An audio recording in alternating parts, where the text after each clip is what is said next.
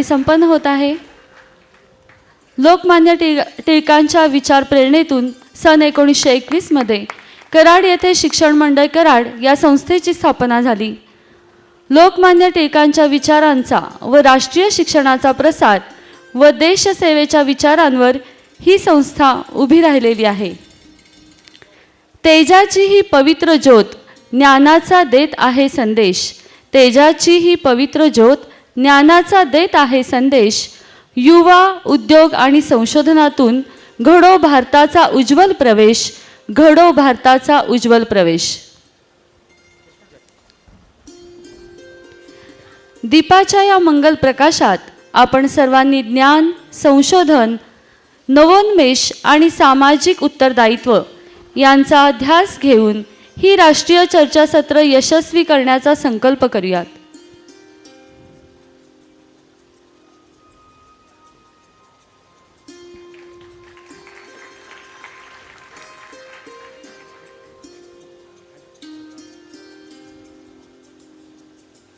यानंतर युवा आणि सहकार या एकदिवसीय बहुविद्याशाखीय राष्ट्रीय चर्चासत्राचे प्रास्ताविक महिला महाविद्यालय कराड यांचे प्राचार्य डॉक्टर भरत बल्लाळ सर यांनी करावे अशी मी त्यांना विनंती करते।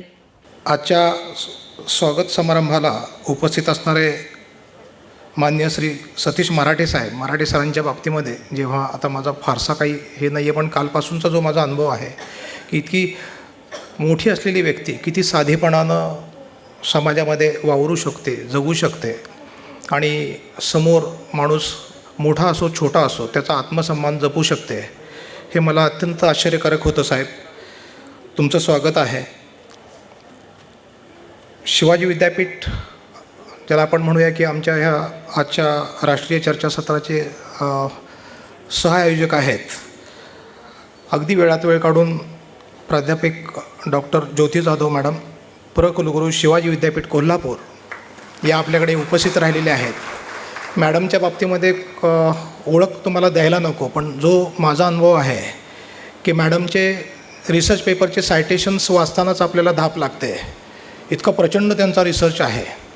आणि जेव्हा असं वाटतं की आपण एखादा संशोधक प्रशासकीय याच्यामध्ये गेल्यानंतर संशोधन बंद पडेल, पण तशातला भाग नाही आहे। ते अधिक वेगानं, अधिक ताकदीनं देशो आणि परदेशी त्यांचे रिसर्च पेपर्स पब्लिश होतात आणि अत्यंत चांगले इम्पॅक्ट फॅक्टरच्या जर्नलमध्ये त्यांचे पब्लिकेशन्स आहेत।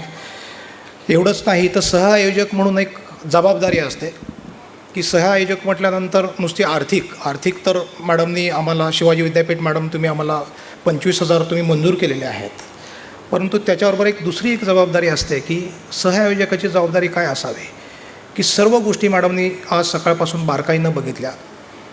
यात आमचे सचिव साहेब आदरणीय चंद्रशेखर देशपांडे साहेब यांचा सिंहाचा वाटा आहे, की कारण पुष्कळशा गोष्टी आमच्याकडे असतात आणि त्या आपल्यापर्यंत पोहोचत नाहीत, त्यांच्या माध्यमातून त्या पोहोचल्या।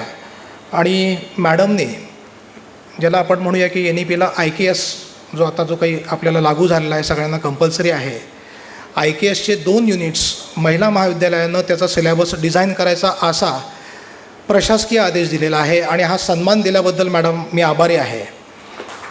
की आर्थिक मदत मॅडम निश्चितच आम्हाला ती महत्त्वाची आहे, पण वर्षानुवर्ष शिवाजी विद्यापीठाच्या इतिहासामध्ये NEPचा IKSचा सिलेबस लिहिण्याचं आम्हाला भाग्य लाभलं। हे एक तुम्ही आम्हाला जे काही दिलेलं आहे त्याबद्दल मॅडम मी तुमचा मनापासून आभारी आहे। आपल्या तिसरा जे काही याच्यामध्ये पाहुणे आहेत, मान्य श्रीमती चेतना सिन्हा, की मॅडम मी आधीच सांगितलं की तुमचं जेव्हा नाव आम्ही याच्यामध्ये जाहीर केलं तेव्हा आमची जी काही संख्या आहे ती 850च्या पुढं आमची रजिस्ट्रेशन क्रॉस झाले। आणि चेतना सिन्हा मॅडमनी जेव्हा त्यांचा परिसर मला दाखवला, तुमचा विश्वास बसणार नाही, 2.5 तास माझा पाय त्या कॅम्पसमधून हलत नव्हता। आणि तिथंही त्यांनी महिलांसाठी केलेलं जे काम आहे ते त्यांच्या भाषणातून तुमच्यापर्यंत पोहोचेलच, पण महाविद्यालयासाठी आमच्या एक प्राचार्य याचक म्हणून जेव्हा गेलेला आहे तेव्हा महाविद्यालयासाठी आमच्या विद्यार्थिनींच्यासाठी त्यांनी महिना 8,000 रुपये फेलोशिप 30 विद्यार्थिनींना ॲटलिस्ट प्रतिवर्षी त्यांनी जाहीर केलेली आहे। आता हे आमचं काम आहे की त्यांनी जे काही मदत दिलेली आहे, हात देऊ केलेला आहे, तो आम्ही व्यवस्थितरित्या आमचे विद्यार्थिनी इथं आहेत, वर पण आमच्या विद्यार्थिनी आहेत, त्यांना हे करतो की महिना 8,000 रुपयाची फेलोशिप मॅडमने दिलेली आहे की तुमचा सिलॅबस वेगळा बाजूला न ठेवता सुटीच्या कालावधीमध्ये तुम्हाला त्या गोष्टी करता येतील. मॅडम, तुम्ही आम्हाला ही जी काही संधी दिली त्याबद्दल आम्ही मनापासून आभारी आहे. आजच्या या राष्ट्रीय परिषदेसाठी संशोधन पत्रिका ज्या काही आलेल्या आहेत, ज्याला आपण रिसर्च पेपर्स म्हणूया, त्यांची संख्या 130 क्रॉस झालेली आहे. आता 130 संख्या जेव्हा क्रॉस झाली की 30 दिवसामध्ये इतका भरघोस प्रतिसाद मॅडम आम्हाला मिळाला. 130 जेव्हा रिसर्च पेपर्स आमचे आता याच्यात कलेक्ट झालेले आहेत, त्याचं प्लॅगरिझम आम्ही मॅडम कंप्लीट केलं आहे. असे आम्ही कुठेही ॲक्सेप्ट केले नाहीत. आणि आनंदाची गोष्ट आहे मॅडम की 16 पेपर्स आम्हाला परत पाठवावे लागले आणि बाकीचे सगळे पेपर्स आमचे जे काही प्लॅगरिझमचा त्यांचा जो काही हे आहे तो 10% कमी प्लॅगरिझम आम्हाला आढळलं. म्हणजे चांगल्या क्वालिटीचे रिसर्च पेपर्स आमच्याकडे आले. आणि आनंदाची गोष्ट म्हणजे आणखी एक आमचे जे काही सहआयोजक आहेत की इंडियन इन्स्टिट्यूट ऑफ एज्युकेशन इथं उदयकुमार शिंदे साहेब आहेत आणि त्यांचे सहकारी इथं तुम्हाला व्यासपीठावर बसलेले दिसत आहेत. त्यांनी एक त्यांची नैतिक जबाबदारी उचलली की आम्ही सहप्रायोजक आहोत. आमचं जे काही जे काही आमचं ISBN पब्लिकेशन आहे, हे पब्लिकेशन तुमच्या सगळ्या रिसर्च पेपरच्या पब्लिकेशनची जबाबदारी उचलते. हे तुमचं निश्चितच साहेब की आम्हाला हे भूषणावं आहे की इतक्या जुन्या संस्थेचं जे काही पब्लिकेशन आहे आणि तिथून तुम्ही आम्हाला संधी दिलीत. ISBN नंबरमध्ये आमचे पब्लिकेशन्स होत आहेत. मनापासून तुमच्या सगळ्यांचे आभार आहेत. डॉक्टर उदयकुमार शिंदे जे चेअरमन भारतीय शिक्षण संस्था, आत्ताच मी ज्यांचा उल्लेख केला. डॉक्टर मुकुंद तापकीर माजी प्रमुख विखे पाटील सहकारी अध्यासन केंद्र सावित्रीबाई फुले केंद्र. त्यानंतर तुम्हाला आत्ता जे उल्लेख केला की मी नेहमी म्हणतो की साहेब तुम्ही याच्यामध्ये इकडं सचिव आहात, तिकडे चेअरमन आहात आणि मला नेहमी त्यांच्यामध्ये जो दिसतो की एक IAS ऑफिसर दिसतो, एक प्रशासकीय अधिकारी दिसतो की ज्यांच्यामुळे आमच्या कॉलेजला एक वेग प्राप्त झालेला आहे, आम्हाला एक उर्मी आहे. नेहमी त्यांचा पाठिंबा असतो. ते आदरणीय श्री चंद्रशेखर देशपांडे साहेब आणि ज्यांना कुठंही पुढं पाठीमागं वर खाली आपण ज्यांना करू नये असे आमचे बाळासाहेब कुलकर्णी साहेब चेअरमन साहेब आहेत की त्यांचं वक्तृत्व दुर्दैवानं आमच्या ह्या बिझी शेड्यूलमध्ये आम्हाला त्यांना वेळ देता आला नाही. अतिशय सुंदर वक्तृत्व आणि नेहमीच चंद्रशेखर देशपांडे आणि बाळासाहेब हे 2 चेहरे तुम्हाला दिसतात, पण निर्णय त्यांचा दोघांचा एक असतो. महाविद्यालयासाठी पाठिंबा एक असतो, तो आर्थिक असू दे आणि बाकीचा कुठल्याही प्रशासकीय गोष्टीचा असू दे. बाळासाहेब कुलकर्णी साहेबांचं मी मनापासून स्वागत करतो. शिरीष गोडबोले साहेब माजी अध्यक्ष व ज्येष्ठ संचालक जनकल्याण नागरी सहकारी पतसंस्था की जो आता हा सगळा तुम्हाला जो याच्यामध्ये आयोजनाचा खर्च आहे खूप मोठा आहे. शिवाजी विद्यापीठानं त्यांचा वाटा उचललेला आहे. इंडियन इन्स्टिट्यूट ऑफ एज्युकेशननी वाटा उचललेला आहे. जनकल्याण संस्थेचे मी विशेष आभार मानतो. शिरीष गोडबोले साहेब आहेत, प्रकाश सप्रे साहेब आहेत, ज्येष्ठ संचालक आहेत, खूप वर्ष त्यांचं काम आहे. ह्या सगळ्या मंडळींनी, प्रवीणजी देशपांडे साहेब आहेत, सर्वजणांनी हा त्यांचा जो काही ज्याला आपण सामाजिक जबाबदारी म्हणतो ती त्यांनी उचललेली आहे. या सर्व गोष्टींना कुठंतरी एक सूत्र लागतं की आपल्याला एखादा एक सुंदरशी वस्तू आपल्याला तयार करायची, एखादं देखणं कापडाचं एक डिझाईन तयार करायचं, त्याला सुई नावाचा प्रकार लागतो की ते एक सुई प्रत्येक धाग्याला विणत असते आणि एकत्र सगळ्या गोष्टी बांधत असते. हे बांधण्याचं काम करणारे आदरणीय अमित कुलकर्णी साहेब माजी सिनेट सदस्य शिवाजी विद्यापीठ कोल्हापूर या कार्यक्रमाला बांधण्याचं काम त्यांनी केलेलं आहे. अनिल हुद्देदार साहेब जे आमचे अध्यक्ष आहेत, जरी इथं उपस्थित राहू शकले नाहीत तरी त्यांना मी त्यांचे आभार मानतो की सतत त्यांनी या कार्यक्रमाचा मागोवा घेतलेला आहे. असे सर्व जे मंडळी आहेत, केदार मारुलकर साहेब आहेत, मदन दळवी साहेब आहेत, मोहन नाणेकर साहेब आहेत, संतोष साबळे साहेब आहेत, तुम्हा सर्व लोकांचे इथं स्वागत करतो. गिरीश पठाडे साहेब इथे आहेत. आमचे शिक्षक होते, ज्येष्ठ मार्गदर्शक आहेत. आणि जेव्हा आम्ही इथं महाविद्यालय सुरू केलं, मायक्रोबायोलॉजी डिपार्टमेंट आमच्या संस्थेनं सुरू केलं, त्याला काही मदत लागणार होती. आमच्या फॅकल्टी घ्या, आमचं इन्फ्रास्ट्रक्चर घ्या, सगळ्या गोष्टीला भरभरून मनापासून मदत करणारे डॉक्टर गिरीश पठाडे पण आज इथे उपस्थित आहेत. सर्वजणांचं पुन्हा आणखी एकदा मी स्वागत करतो. मी जास्ती तुमचा वेळ घेत नाही आहे. संस्थेचा इतिहास जो आहे की 2 ऑगस्ट 1920 साली जेव्हा लोकमान्य टिळक त्यांचं निधन झालं, त्या निधनानंतर जे काही म्हणजे आपल्याला म्हणूया की देवपुरुष आपल्या कराडामधले जे काही एकत्र आले आणि त्यांनी एका रात्रीमध्ये डिसिजन घेतला की आपण इथं एक शिक्षण संस्था सुरू केली पाहिजे आणि त्याला एक जे 106 वर्षाची परंपरा जी पूर्ण झालेली आहे त्याला परवाच आमचा 2 ऑगस्ट रोजी याच्यामध्ये वर्धापन दिन साजरा झाला. हे शिक्षण मंडळ कराडची स्थापना इतकी जुनी परंपरा असलेली आहे आणि त्यामुळेच तुम्हाला कुठलाही घटक असू दे, आमचे लाटकर साहेब इथं आहेत, अनुदानानं माझ्याकडून कोणाचं नाव इथं राहिलं असेल, संस्थेतले पदाधिकारी इथं आहेत. या प्रत्येकांचं जे आहे की एक नैतिक अधिष्ठान आहे, एक संस्कार आहेत आणि एकत्रपणे एक ध्येय आहे, त्याला कुठेही स्वार्थ नाही.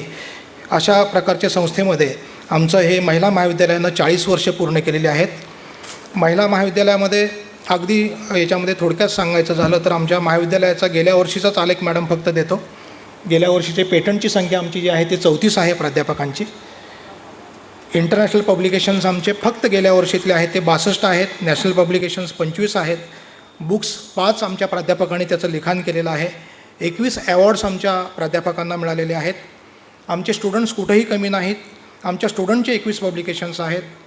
आमच्या स्टुडंटला 6 रिसर्च अवॉर्ड्स मिळालेले आहेत. त्यापैकी मला आवर्जून उल्लेख करावासा जो वाटतो की जिथं गव्हर्मेंट ऑफ इंडियानं जेव्हा स्टार्टअपची जी काही स्पर्धा पाठीमागच्या वर्षी घेतली आणि IITचे परीक्षक होते, पूर्णपणे महाराष्ट्रातल्या जे काही टीम आल्या त्याच्यामधला प्रथम क्रमांक मॅडम आमच्या महिला महाविद्यालयाला मिळाला.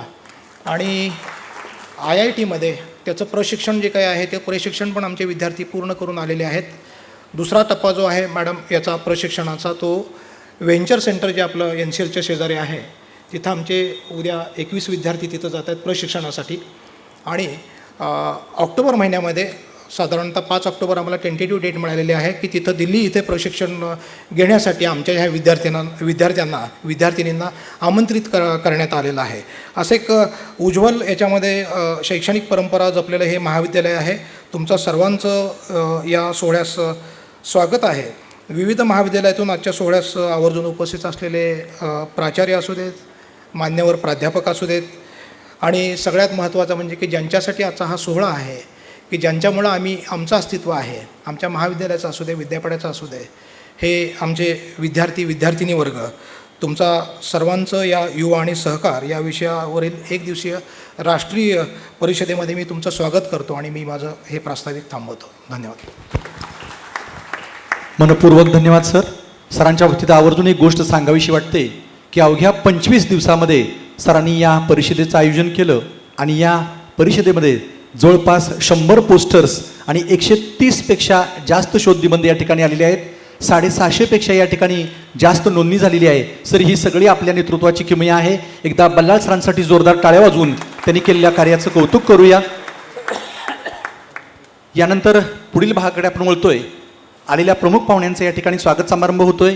मी विनंती करतो आमच्या संस्थेचे सचिव माननीय श्री चंद्रशेखर देशपांडे यांना की त्यांनी माननीय श्री सतीश मराठे, संचालक केंद्रीय मंडळ रिझर्व्ह बँक ऑफ इंडिया यांचे या ठिकाणी स्वागत करावं. सत्काराचं स्वरूप आहे शाल, पुणेरी पगडी, मानचिन्ह आणि पेपर बुके. अतिशय मानाची असणारी अशी पुणेरी पगडी जी विद्वत्तेचं प्रतीक आहे.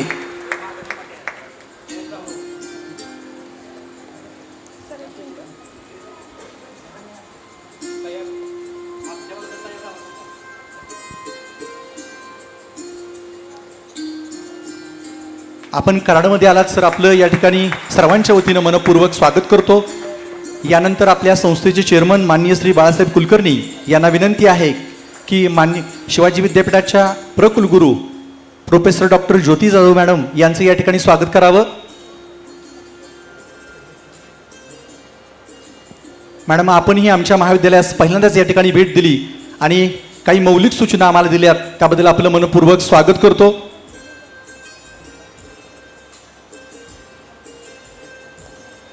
सत्काराचं स्वरूप आहे शाल, पुणेरी पगडी, मानचिन्ह आणि पेपर बुके.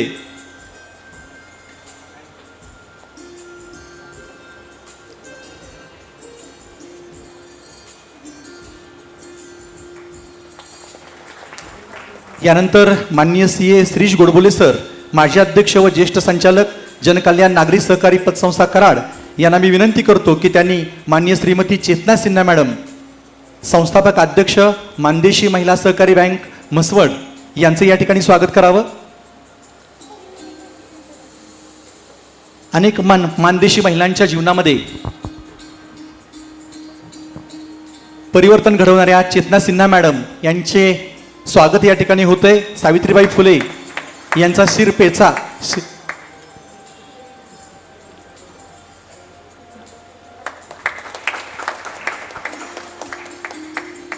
मॅडम आपले या ठिकाणी मनपूर्वक स्वागत.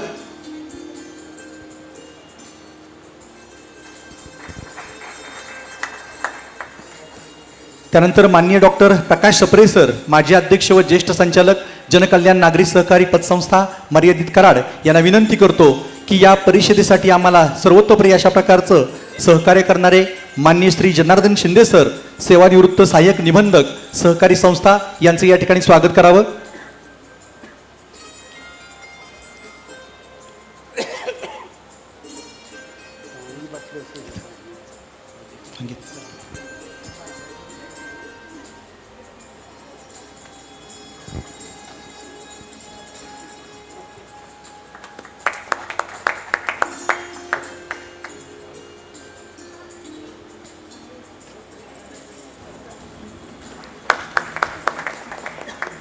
यानंतर बल्लाळ सरांना विनंती आहे की त्यांनी प्राचार्य डॉक्टर उदयकुमार शिंदे, चेअरमन भारतीय शिक्षण संस्था पुणे, यांचे या ठिकाणी स्वागत करावं.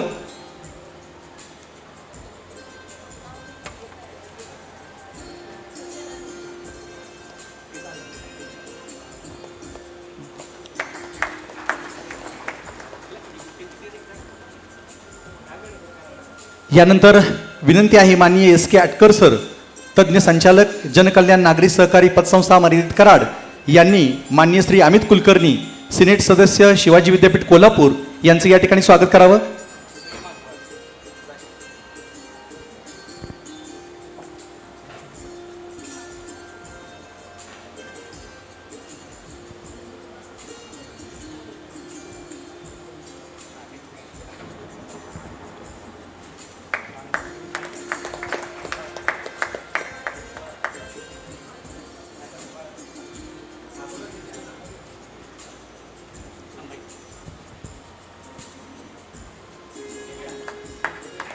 यानंतर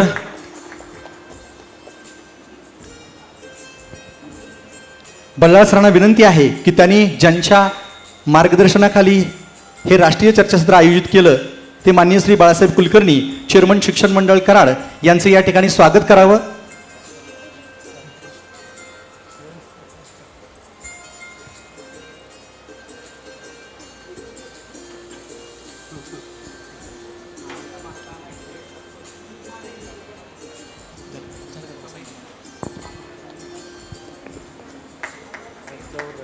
यानंतर पुन्हा एकदा बल्लाळ सरांना विनंती करतो की ज्यांच्या मार्गदर्शनाखाली आपण हे सर्व राष्ट्रीय चर्चासत्र आयोजित केलेले आहे ते आपल्या शिक्षण मंडळाचे सचिव व जनकल्याण सहकारी पतसंस्थेचे अध्यक्ष माननीय श्री चंद्रशेखर देशपांडे सर, यांचं या ठिकाणी स्वागत करावं.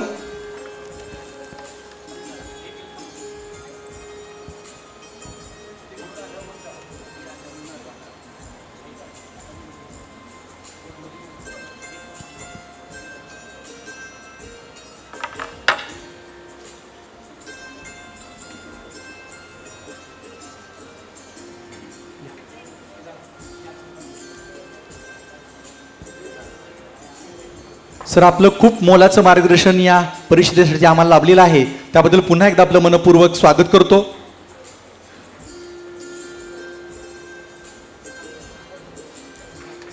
यानंतर बल्लाळ सरांना विनंती आहे की त्यांनी CA श्रीज गोडबोले सर, माजी अध्यक्ष व ज्येष्ठ संचालक जनकल्याण नागरी सहकारी पतसंस्था मर्यादित कराड,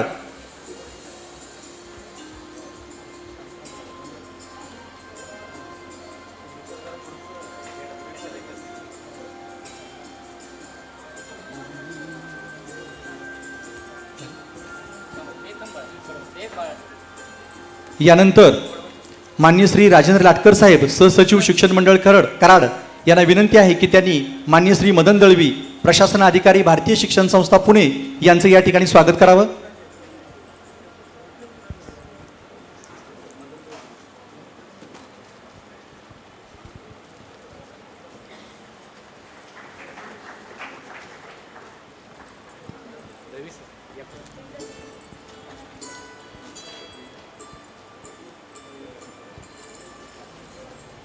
लाटकर साहेब यांच्या हस्ते माननीय श्री मदन दळवी, प्रशासन अधिकारी भारतीय शिक्षण संस्था पुणे, यांचं या ठिकाणी स्वागत होतंय.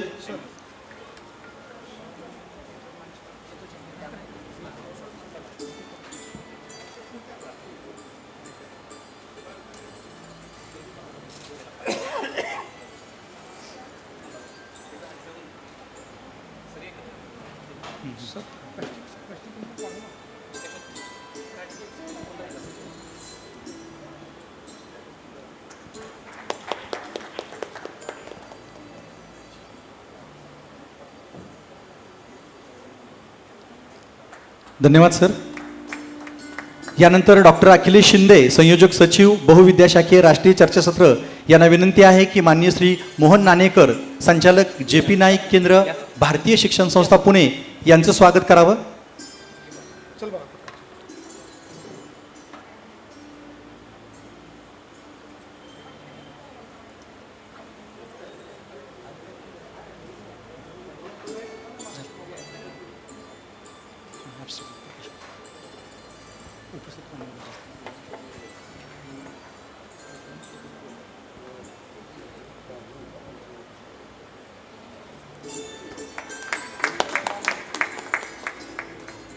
यानंतर माननीय श्री चंद्रशेखर देशपांडे साहेबांना विनंती आहे की त्यांनी माननीय professor doctor Girish Patade sir, विभाग प्रमुख आणि अधिष्ठाता, विज्ञान व तंत्रज्ञान विभाग, कृष्णा इन्स्टिट्यूट कराड यांचं या ठिकाणी स्वागत करावं.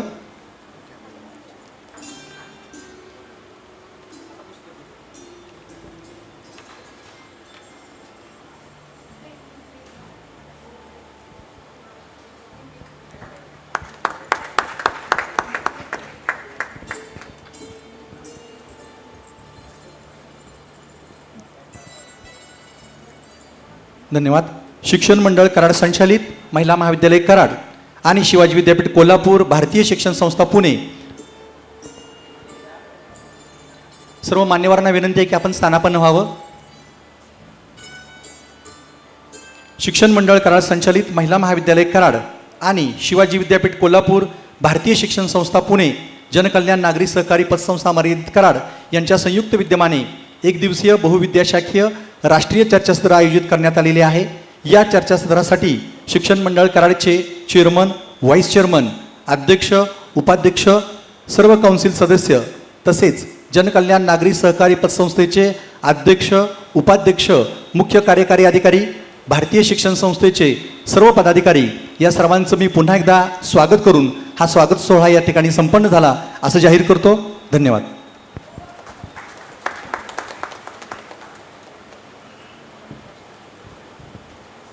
धन्यवाद सर.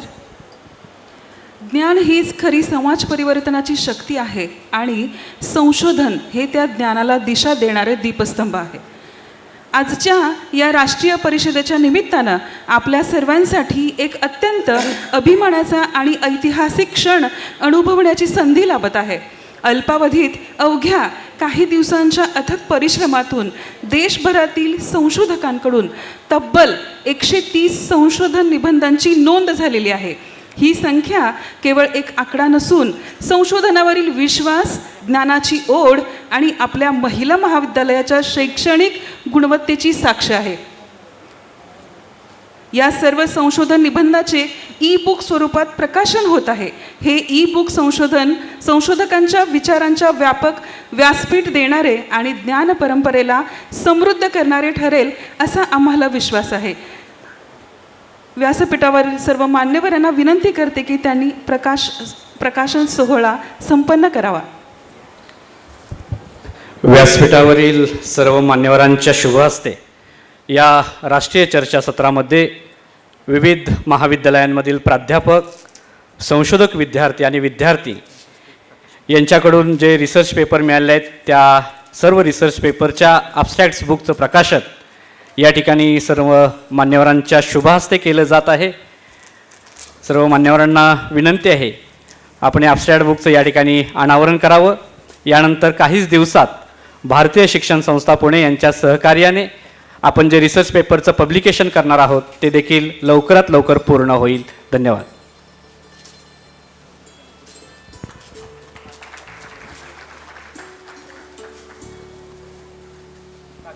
या ठिकाणी ॲब्स्ट्रॅक्ट बुक प्रकाशन सोहळा संपन्न होत आहे.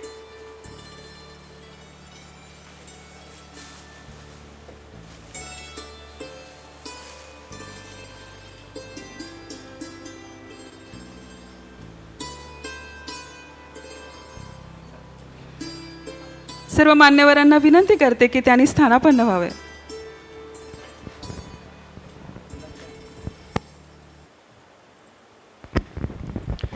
यानंतर या राष्ट्रीय चर्चासत्रासाठी ज्यांनी सर्वतोपरी अशाचं प्रकारचं सहकार्य केलं ते माननीय श्री चंद्रशेखर देशपांडे सर यांना विनंती करतो की त्यांनी या ठिकाणी मनोगत व्यक्त करावं.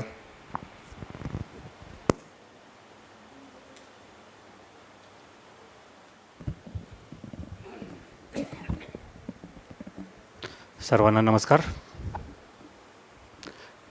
मला कल्पना आहे कार्यक्रमाला थोडासा उशीर झाला आहे.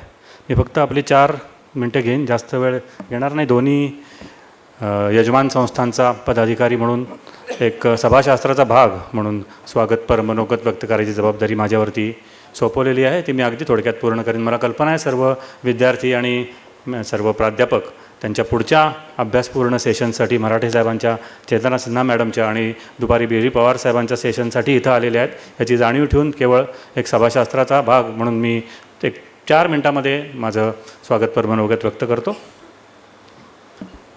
व्यासपीठावर उपस्थित आदरणीय सतीशजी मराठे साहेब, डॉक्टर ज्योती जाधव मॅडम, चेतना सिन्हा मॅडम, उदयकुमार शिंदे साहेब, या सगळ्यांचं या महिला महाविद्यालय यांच्या वतीनं होणाऱ्या आणि शिक्षण मंडळ आणि जनकल्याण नागरी सहकारी पतसंस्थेच्या वतीनं होणाऱ्या या राष्ट्रीय चर्चा सत्रामध्ये मी मनपूर्वक स्वागत करतो.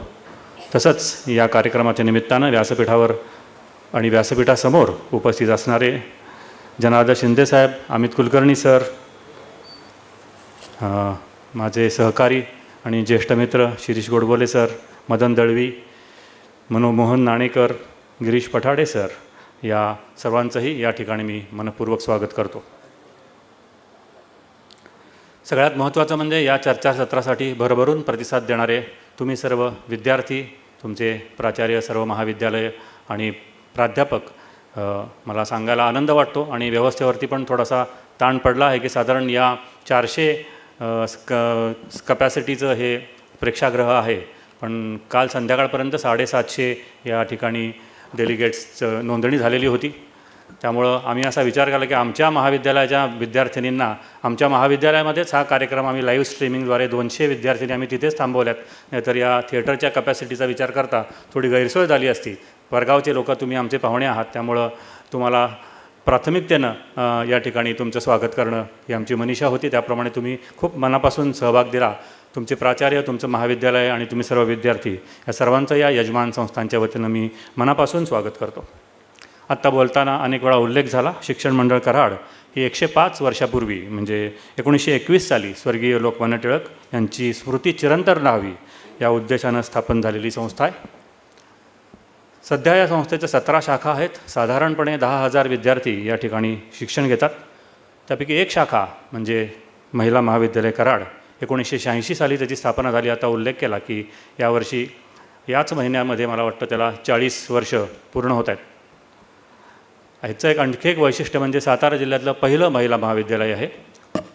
यामध्ये आर्ट्स, कॉमर्स आणि सायन्स या 3ही पारंपरिक विद्याशाखांचं शिक्षण तिथे उपलब्ध आहे आणि साधारणतः 1000 विद्यार्थिनी तिथे शिक्षण घेत आहेत.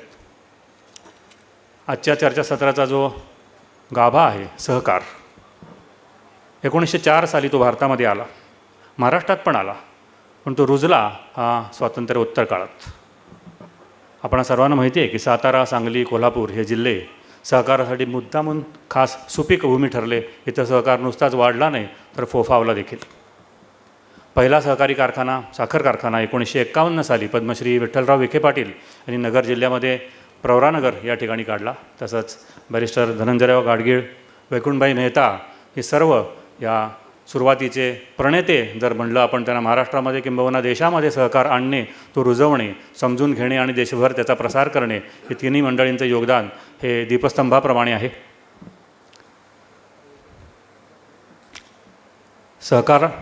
सरकारने जवळपास आपल्या आयुष्यामध्ये सर्व पातळीवरती आपल्याला सहकार भेटतो, सहकार्याचे आपल्याला सहाय्य होतं. महाराष्ट्रासाठी तर सहकार क्षेत्र अतिशय विशेष आहे, कारण महाराष्ट्राचं जे अनेक वर्ष पुढं येणारं राजकीय नेतृत्व आहे, बहुतांशी सर्व राजकीय नेतृत्व हे या सहकार क्षेत्रातून उदयाला येऊन पुन्हा त्यांनी राष्ट्रीय किंवा राज्य पातळीवरती नेतृत्व सांभाळलेलं आहे.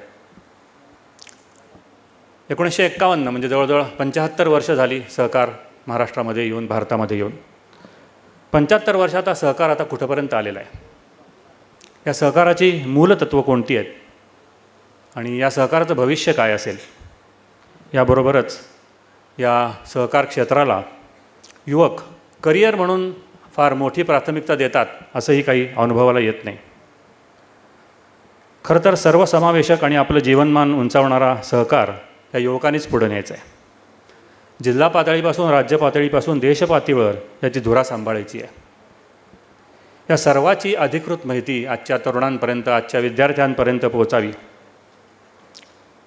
या क्षेत्रामध्ये करिअरच्या संधी काय आहेत, आव्हानं काय आहेत, हेही या परिषदेच्या निमित्तानं या युवकांपर्यंत पोहोचावं या हेतूनं आजच्या या परिषदेचं आम्ही आयोजन केलेलं आहे. ज्यांचं या सहकार क्षेत्रातील काम दीपस्तंभाप्रमाणे आहे, राष्ट्रीय नव्हे तर आंतरराष्ट्रीय पातळीवर ज्यांनी आपल्या कामगिरीतनी, सहकारातल्या कामगिरीने ठसा उमटला आहे. मी मगाशीच बोलताना म्हणलं की चेतना सिन्हा मॅडम इज कोऑपरेशन पर्सॉनिफाईड. त्या स्वतः या ठिकाणी उपस्थित आहेत, आपणाला त्या मार्गदर्शन करणार आहेत. त्याचबरोबर मराठे साहेब या क्षेत्रातलं बँकिंग आणि सहकार क्षेत्रातलं ऋषितुल्य व्यक्तिमत्व या निमित्तानं या ठिकाणी उपस्थित आहे. आणि बी डी पवार साहेब जे पूर्वी पणन आयुक्त होते, या सर्व मंडळींची सहकार क्षेत्राची धोरणं ठरवण्यासाठी, सहकार क्षेत्राला दिशा देण्यासाठी या मंडळींचं खूप मोठं योगदान आहे. ते अजूनही यामध्ये काम करत आहेत. ही सर्व मंडळी या ठिकाणी आपल्याला मार्गदर्शन करण्यासाठी उपस्थित आहेत. त्यामुळं या परिषदेची उंची आणि प्रतिष्ठा ही दोन्हीही वाढलेली आहे अशी माझी भावना आहे. महाराष्ट्र शासनाच्या सहकार खात्यातील एक जबाबदार आणि संवेदनाशील अधिकारी जे पी शिंदेसाहेब यांच्या संकल्पनेतून आजचा हा परिषद ही साकार होती. या ठिकाणी उपस्थित राहिलेल्या सर्वांचे मी मनापासून आभार मानतो आणि माझे स्वागतपर मनोगत पूर्ण करतो. नमस्कार. धन्यवाद. आजच्या या खूपच वेगळ्या, माझ्यासाठी तरी खूपच वेगळ्या मी आपल्याला म्हणेन, कारण नुकतीच आपण माझी एक शिक्षण क्षेत्रातील एक शिक्षक आणि रिसर्चर म्हणून ओळख करून दिली. सहकार क्षेत्रामध्ये आज मला इथे योगायोगानं येण्याचा प्रसंग आला आणि मी खूप भारावून गेलेली आहे. तर आजच्या या आपल्या युवा आणि सहकार या कार्यक्रमाच्या निमित्तानं राष्ट्रीय चर्चासत्रासाठी उपस्थित असलेले व्यासपीठावरील अतिशय मोठे दिग्गज आहेत इथे. ऑनरेबल श्री सतीशजी मराठे सर, त्यांच्याबरोबर एखादी चेअर शेअर करायला मिळणं सर आमचं आम्ही भाग्य मानतो. कारण director central board of reserve bank of India आणि अशांसारखे एक वक्ते की जे पूर्ण दिवसासाठी आपल्याला एक मार्गदर्शनपर इथे उपस्थित आहेत. आणि शिवाजी विद्यापीठाच्या माध्यमातून हे जे चर्चासत्र आज एक दिवसीय होते त्यासाठी आपण आवर्जून उपस्थित राहिलात सर. आपले मनापासून धन्यवाद. या कार्यक्रमाची उंची आपण वाढवली आहेत सर. त्याचबरोबर मगाचपासून मी मॅडमचं पहिल्यांदाच आम्ही भेटतोय दोघीजणी ॲक्च्युली. ऑनरेबल स्मिथ Chetna Sinha madam, founder president of Manndeshi Mahila संस्कारी बँक, त्यांचंही काम खूप मोठं आहे. आणि असे दोन दिग्गज, खास करून महिला जो आमचं हे कॉलेज आहे आणि त्यासाठी युवा आणि सहकार या विषयावरती आपण मार्गदर्शन करण्यासाठी इथे उपस्थित राहिलात त्याबद्दल आपलंही मनापासून, शिवाजी विद्यापीठाची एक अधिकारी म्हणून मी आपलं मनापासून स्वागत करते. प्रोफेसर डॉक्टर उदयकुमार शिंदेजी आणि श्री चंद्रशेखर देशपांडेजी, मगाचपासून बोलत असताना ह्या संस्थेबद्दल अगदी मन भारावून गेलं सर. आणि खरोखर म्हणतात ते तुमच्या नशिबात लागतं बऱ्याचशा गोष्टी. आज मी अचानकपणे इथे आलेले आहे कारण आपले जे आदरणीय कुलगुरू सर आहेत, रजनीजी कामत सर, हे या कार्यक्रमासाठी उपस्थित राहणार होते पण त्यांना एक मोठी मीटिंग लागल्यामुळं मला आज इथे येणं झालं आणि मी स्वतःला खूप भाग्यवान समजते. आणि त्यांनीही आपल्याला ह्या एक दिवसीय चर्चासत्राच्या निमित्तानं शुभेच्छा दिलेल्या आहेत. आजच्या या कार्यक्रमासाठी मी येण्याचं कारण म्हणजे मला अमितजी कुलकर्णी सरांना मी त्याचं श्रेय देते. आणि खरोखर सर मी अभिमानाची गोष्ट इथे आहे की हा योगायोग म्हणा किंवा काही माहिती नाही, शिवाजी विद्यापीठाच्या इतिहासामध्ये गेल्या 65 वर्षामध्ये प्रथम महिला प्रकुलगुरू म्हणून माझं सिलेक्शन झालं. आणि त्यानंतरचा पहिला जो एक मोठा कार्यक्रम मी या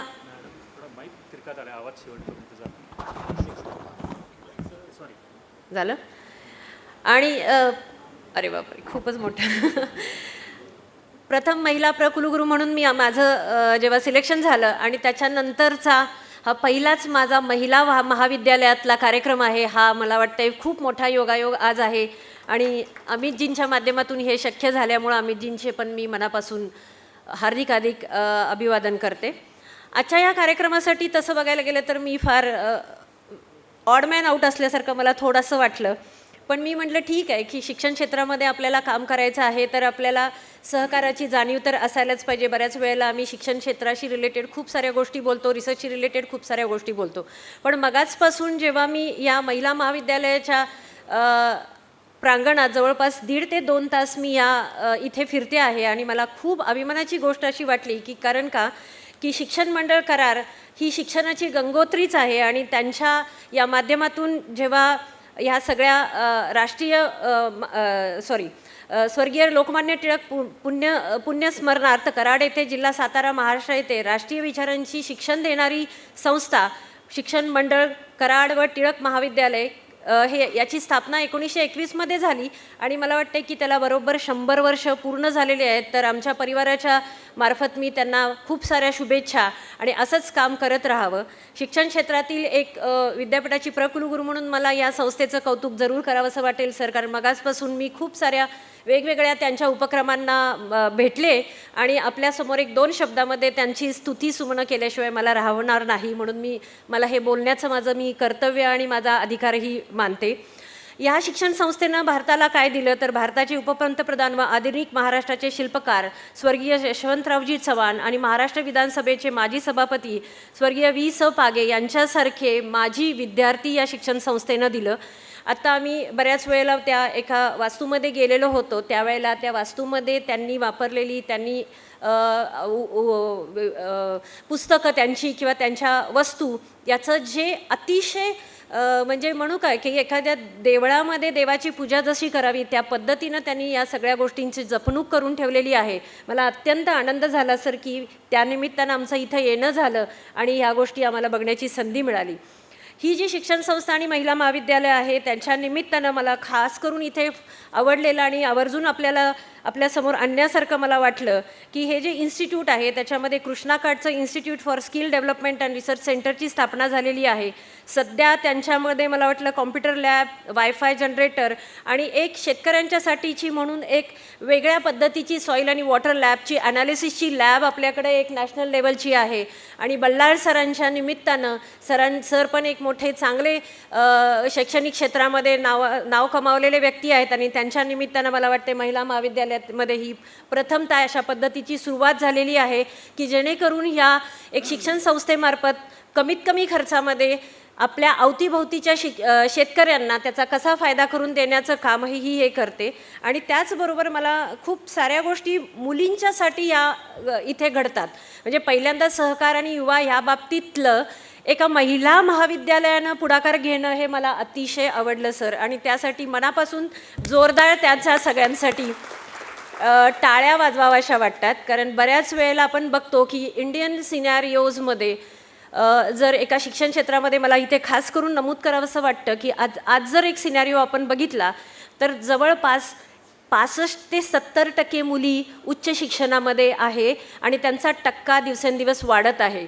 आणि तेवढंच नुसता टक्काच नाही तर त्या मेरिटमध्ये जरी बघितलं जर एका क्लासमध्ये फॉर एक्झाम्पल 40 जर मुली किंवा 30 मुली असतील तर पहिल्या जवळपास 25 ते 30 मुलींचीच संख्या असते. आणि मग माझ्यासारख्या एका स्त्री व्यक्तीला जेव्हा की एक सर्वसामान्य कुटुंबात जन्मलेली व्यक्ती ते शिवाजी विद्यापीठाची पहिली महिला प्रकुलगुरू या मोठ्या उच्च पदावरती काम करत असताना मला सातत्यानं एक प्रश्न पडायचा की असं का होतंय बरं की बाबा 48 ते 50% हायर एज्युकेशनमध्ये टक्का गाजवणाऱ्या मुली त्यांचं GDPचं कॉन्ट्रीब्युशन फक्त 17% का असावं. हा सातत्यानं मला पडलेला प्रश्न होता. आणि मग ते टॅलेंट कुठंतरी लॉस होतंय आणि ते टॅलेंटला जर नर्चर करायचं झालं तर मला वाटतं अशा पद्धतीच्या सहकार्याशी रिलेटेड बरीचशी चर्चासत्र सातत्यानं घडावीत आणि म्हणूनच ह्या कार्यक्रमाचं मनापासून मी स्वागत आणि आदर करते. मुळातच आपल्याला माहिती आहे की अलीकडच्या काळामध्ये खूप साऱ्या गोष्टी आपण बघतो. मी थोडंसं आपण एक नॅशनल एज्युकेशन पॉलिसी जी आहे राष्ट्रीय शैक्षणिक धोरण जे 2020 शिक्षण क्षेत्रामध्ये आलं आणि त्या शिक्षण क्षेत्रामध्ये खूप साऱ्या रिव्होल्युशनरी चेंजेस आल्या आणि ह्याच्यामध्ये विद्यार्थी कसा घडवावा किंवा विद्यार्थिनी कशी घडवावी तर तो विद्यार्थी हा नोकरी मागणारा नसून तो नोकरी देणारा विद्यार्थी आपण घडवायला पाहिजे. लर्नर टू अर्नर विद्यार्थी घडवायला पाहिजे आणि तो जर लर्नर टू अर्नर बनवायचा असेल तर सहकार क्षेत्रासारखं दुसरं क्षेत्र नाही असं मला जरूर इथे नमूद करावंसं वाटतं.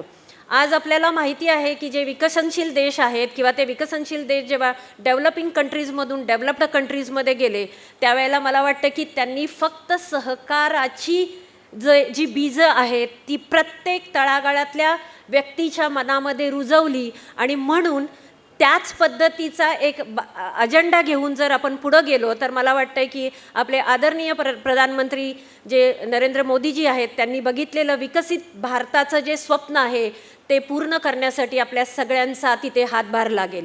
आपल्याला आत्ता बऱ्याचपैकी एक कॉईन झालेल्या बऱ्याचशा टर्मिनॉलॉजीज आपण बघतो की विकसित भारत 2047, आत्मनिर्भर भारत, त्याच्यानंतर विकसित महाराष्ट्राची कन्सेप्ट आहे की विकसित महाराष्ट्र 2047 आणि त्याच्यानंतर विकसित युनिव्हर्सिटी हे सुद्धा 2047मध्ये आलं. मग आता विकसित भारतानंतर विकसित महाराष्ट्र का आलं आणि विकसित महाराष्ट्रानंतर विकसित युनिव्हर्सिटी का आलं याचा जर बारकाईनं जर आपण अभ्यास केला तर विकसित भारत जर बनवायचा झाला तर विकसित राज्य बनलं पाहिजे आणि विकसित राज्य बनवायचं झालं तर प्रत्येक विद्यापीठं जी महाराष्ट्रातली किंवा इतर राज्यातली आहेत त्यातले जे विद्यार्थी शिकत आहेत त्यांनी पुढं येऊन आपल्याला खारीचा वाटा उचलला पाहिजे तरच आपलं एक विकसित भारताचं 2047चं जे आपलं स्वप्न आहे ते पुरं होईल असं मला वाटतं. थोडंसं मला इथे एक नमूद करावंसं वाटतं की सहकार क्षेत्रामध्ये बोलण्या एवढी मी मोठी नाही कारण इथे मराठे सर आणि मॅडम बसलेले आहेत त्यामुळे त्या भागाला मी टच करणार नाही. पण सहकार क्षेत्राचं एका वाक्यामध्ये जर डेफिनेशन मला विचारलं तर मी मराठीमध्ये छान सांगू शकते आपल्याला. एकमेका सहाय्य करू अवघे धरू सुपंतू. म्हणजे अगदी छोटंसं म्हणजे सहकार हे फार लांबलचक निबंध लिहिण्यासारख्या वस्तू आहेत पण सर्वसामान्याला त्यातून काय घ्यायचं आहे की जर सहकारी पद्धतीनं आपण एकत्र आलो तर त्याचा आपल्या सगळ्यांच्यासाठी किती फायदा होऊ शकतो.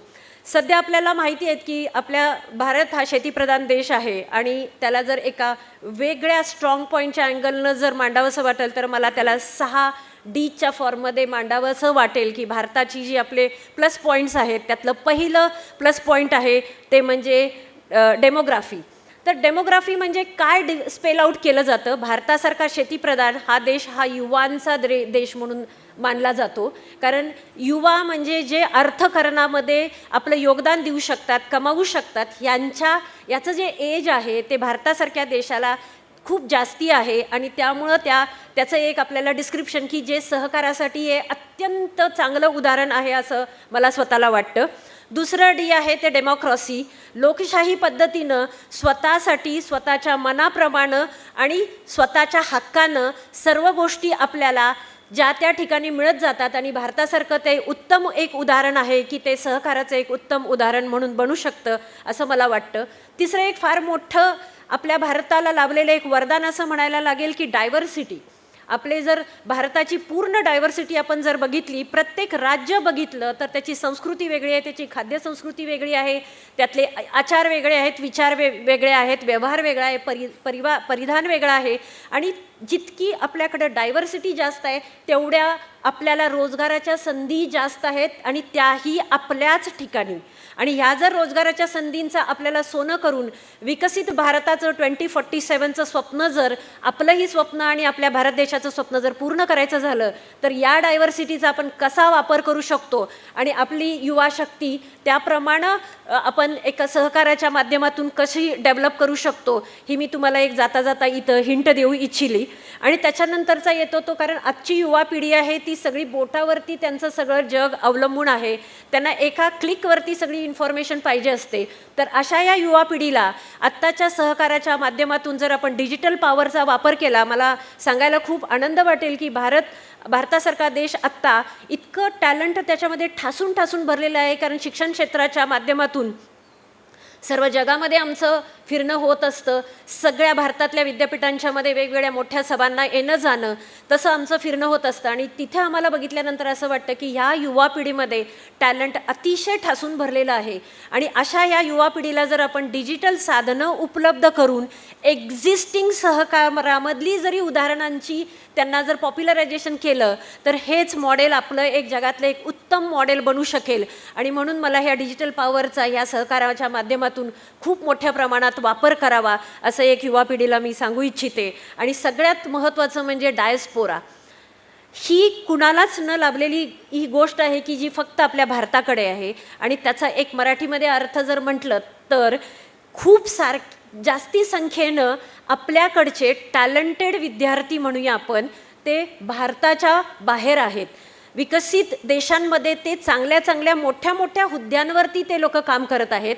आणि त्यातला एक प्लस असा आहे की ते सगळेच्या सगळे आपल्याला मदत करू इच्छितात. आज जर आपल्याला आपण ब्रेन ड्रेन ह्या बाबतीत भरपूर गोष्टी चर्चा आपण ऐकलेल्या आहे. पण भारताला हे अभिमानाची गोष्ट म्हणावी लागेल की आपला जो डायस्पोरा आहे हा खूप वर्सटाईल आहे. आणि जगभरामध्ये प्रत्येक चांगल्या ठिकाणी भारतातले विद्यार्थी मोठमोठ्या इन्स्टिट्यूशनचे हेड्स म्हणून काम करतात. तर ह्या सगळ्या डीचा जर आपण सहकारामध्ये चांगल्या पद्धतीनं अवलंब केला तर बऱ्यापैकी आपण आपल्या युवा पिढीला एक वेगळं डायमेन्शनला घेऊन जावं असं मला खात्री वाटते. आणि अशा जर डायमेन्शनला आपल्याला घेऊन जायचं असेल तर बल्लाळ सर, अमितजी इथे आहेत आणि आपले जे सहकारी इथे बसलेले आहेत, मला असं वाटतं की शिक्षणाबरोबर सहकाराची जोड दर महिन्याला द्यावी. सर, मला एक असं वाटतं की जेवणानंतर स्वीट डिश देतात तसं सहकारावरचे लेक्चर सिरीज आपण सातत्यानं ह्या युवा पिढीच्या डोक्यामध्ये आपण बिंबवलं पाहिजे. आणि एक शिक्षण क्षेत्रातले आणखीन एक परिपक्व आपण नागरिक म्हणून आपलं हे कर्तव्य आहे असं मला वाटेल. दुसरं एक थोडंसं मला सांगावंसं वाटतं की जेव्हा आपलं परवाच आपलं बजेट म्हणजे मार्चमध्ये जेव्हा बजेट आपलं डिक्लेअर झालं आणि त्याच्यामध्ये 4 पिलर्सवरती खूप चर्चा झाली. आणि त्यातल्या 4 पिलर्समध्ये आपल्याला कुणाला विकसित करायचं आहे, कुणाला बरोबर घेऊन जायचं आहे, कुणाला आपण नर्चर करायचं आहे, याच्यामध्ये पहिली जे होते त्यातला पहिला होता तो युवा होता. त्याच्यातनं दुसरा आहे तो शेतकरी फार्मर्स होते. तिसरं आहे की जे बिलो पॉवर्टी लाईन आहेत. आणि चौथा पिलर होता तो महिलांचा पिलर होता. आणि त्याच अनुषंगानं आपलं बजेटसुद्धा मांडलं गेलं. जेंडर बजेट आम्ही त्याला म्हणतो. मी जास्त सायन्स अँड टेक्नॉलॉजीमध्ये जाणार नाही कारण माझं भाषण जरा लांब होईल. थोडक्यातच मला फक्त सायन्सशी 2च एक्झाम्पल इथं द्यावंसं वाटतं. तर आपल्याही सेंट्रल गव्हर्नमेंटमध्ये बऱ्याचशा अशा स्कीम्स आहेत की सहकाराच्या माध्यमातून महिलांचं सक्षमीकरण कसं करता येईल.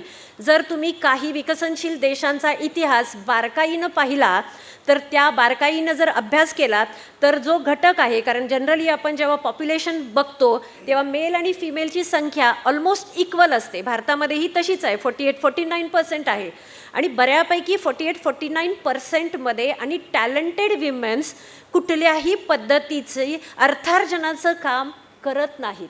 त्याच्या मागचा एक थोडंसं तुम्ही बॅकग्राऊंडला गेलात तर त्यांचं बायोलॉजिकल एज आणि करिअर एज हे बरोबर त्याच वेळेला कन्साईड होतं. आणि मग मातृत्व आल्यानंतर बऱ्याचशा मुली स्वतःच्या करिअरला दुय्यम दर्जा देतात. आणि मला इथेच थोडंसं फोकस करावंसं वाटेल की जर अशा पद्धतीचे काही व्यवसाय सहकाराच्या माध्यमातून प्रत्येक त्या मुलीला किंवा प्रत्येक महिलेला घराच्या दाराच्या आत जर तिला मिळाले तर तिचंही GDP मध्ये कॉन्ट्रीब्युशन वाढेल. कारण विकसित देशांच्या मध्ये जर तुम्ही बघितलं तर महिलांचं कॉन्ट्रीब्युशन जवळपास 40 ते 43% आहे. चायनासारखे देश असू देत, US UK सारखे देश असू देत, तर त्याच्यामध्ये महिलांचं कॉन्ट्रीब्युशन GDP मधलं 42-43% आसपास आहे. आणि त्यामुळंच ते देश लवकर विकसनशीलपासून विकसितमध्ये त्यांचं कन्व्हर्शन झालं. तर विकसित भारताच्या ह्या स्वप्नासाठी मला वाटतं सहकारचं मॉडेल वापरून कुठल्याही महिलेला किंवा कुठल्याही मुलीला जर तिचं करिअर ब्रेक आपल्याला नको असेल, तिचं जे टॅलेंट आहे हे समाजासाठी देशासाठी वापरावं असं वाटत असेल आपल्याला, तर तिला त्या फेजमध्ये जर अशा सहकारानिमित्त जर रोजगाराच्या संधी उपलब्ध करून दिल्या तर तो देशासाठी एक फार मोठा घटक म्हणून कार्य करेल असं मला मनापासून वाटतं. आणि मग भारत हे 3rd लार्जेस्ट इकॉनॉमीमध्ये कसं अलगद जाऊन बसेल हे आपल्याला पण कळणार नाही जर ह्या एका मासला आपण जर मासेसमध्ये आणायचा प्रयत्न केला तर. परवाच एका वेगवेगळ्या कार्यक्रमामध्ये आदरणीय पंतप्रधानजी सातत्यानं म्हणत असतात की नारी शक्ती से विकसित भारत. आजच्या ह्या विमेन सायन्स डेची थीमसुद्धा त्याच रिलेटेड होती. त्याच्यानंतर नॅशनल सायन्स डेची थीमसुद्धा विमेन रिलेटेडच होती. तर ह्या सगळ्याच्या अनुषंगानं आत्ताच हे सुरू झालं आहे असं नाही आहे. तुम्ही जर एक आढावा घेतलात तर गेल्या 10 वर्षापासून प्रत्येक महिलेला सक्षम करण्यासाठी, आपल्या आपल्या पायावर उभं राहण्यासाठी अक्षरशः शेकडोमध्ये अशा वेगवेगळ्या स्कीम्स सरकारमार्फत राबवल्या जातात.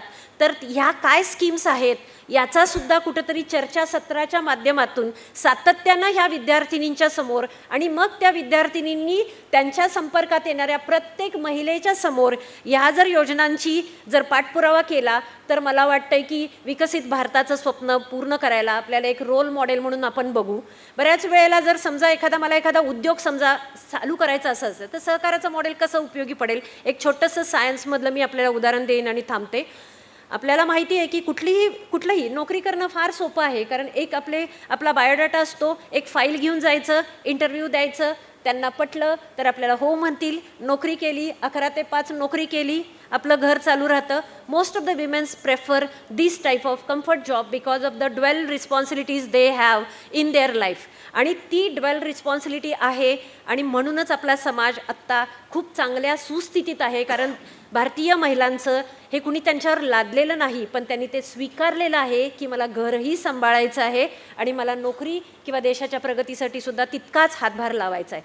तर आत्ता ह्या परिस्थितीमध्ये मी तुम्हाला थोडंसं सांगेन की करोनाच्या काळामध्ये बऱ्याचदा आपण वर्क फ्रॉम होमला ह्या टॅगलाईनला गेलो, ऑनलाईन मोडमध्ये वर्क फ्रॉम होम.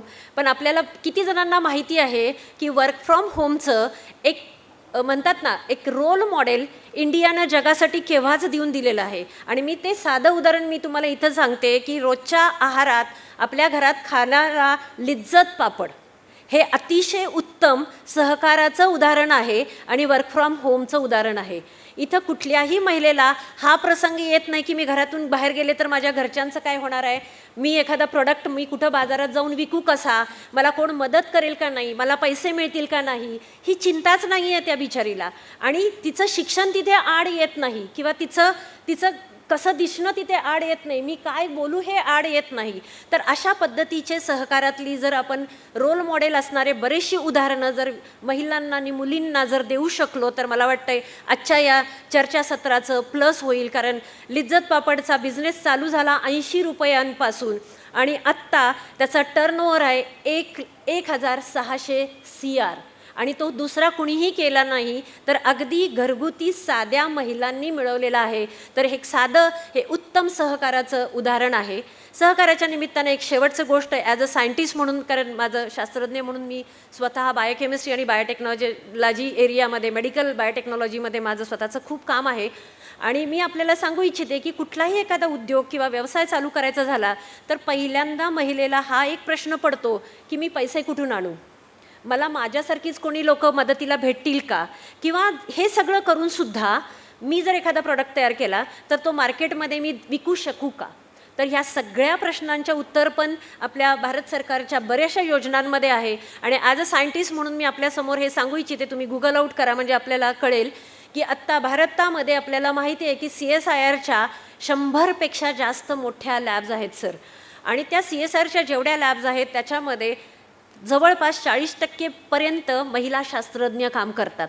आणि त्याचं CSIRचं एक कंपॅन्डियम आहे, पठाडे सर इथं आहेत कदाचित आणि बल्लाळ सर आहेत, त्यांनी ते शोधावं आणि त्याच्यामध्ये तुम्हाला कळून येईल की त्या CSIRच्या लॅबमध्ये ज्या महिला शास्त्रज्ञ आहेत त्यांनी महिलांच्यासाठी छोटे छोटे उद्योग बनवलेले आहेत आणि त्या उद्योगांचा सहकार दृष्टीनं वापर करून कित्येक राज्यांच्या मध्ये, फक्त महाराष्ट्रामध्ये हे फार काही पॉप्युलर झालेलं नाही आहे, पण तेलंगणा, केरळ आणि हैदराबाद किंवा बाकीच्या स्टेट्समध्ये असे जे त्यांनी बनवलेले 150हून छोटे छोटे जे प्रोडक्ट आहेत त्या प्रोडक्टचं सहकाराच्या माध्यमातून त्याचं प्रोडक्शन करून मिलियन्समध्ये टर्नओव्हर मिळवणाऱ्या आज महिला आपल्या भारतामध्ये त्या आज येत आहेत. आणि मला वाटते त्या अशा पद्धतीच्या महिला विकसित भारताचं जे नारी से विकसित भारताचं जे आपलं स्वप्न आहे ते पूर्ण करायसाठी खारीचा वाटा उचलत आहेत.